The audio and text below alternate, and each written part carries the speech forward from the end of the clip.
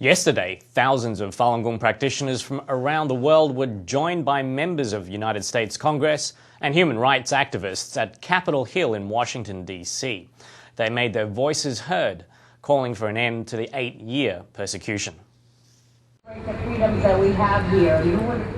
few hundred Falun Gong practitioners are being supported by guest speakers from Parliament and NGO organizations. They're all here because July 20th in 1999 is the day the communist regime illegally banned Falun Gong in China.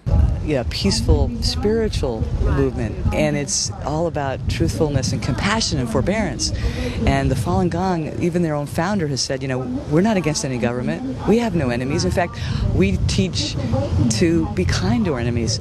And so I can't understand why the Communist Party has violently trying to crush Falun Gong, and I realized that it's because the Falun Gong are exercising the very first right.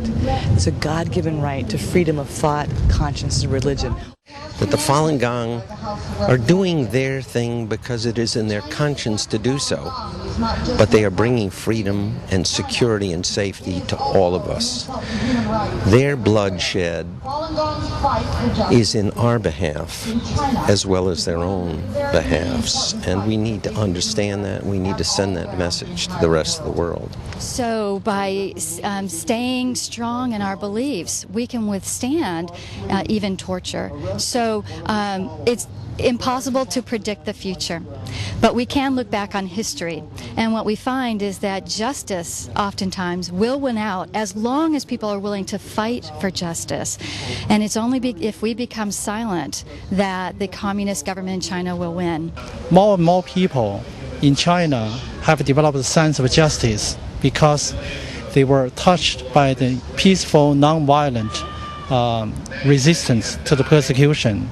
They realize that Falun Gong, which is embodied with traditional values, truthfulness, compassion, and tolerance, actually is what people want, because that's really the core values of the Chinese culture. While communism is dying out in China, you could say that Falun Gong is reviving the traditional Chinese culture. This is Kelly Huang, NTD TV, Washington.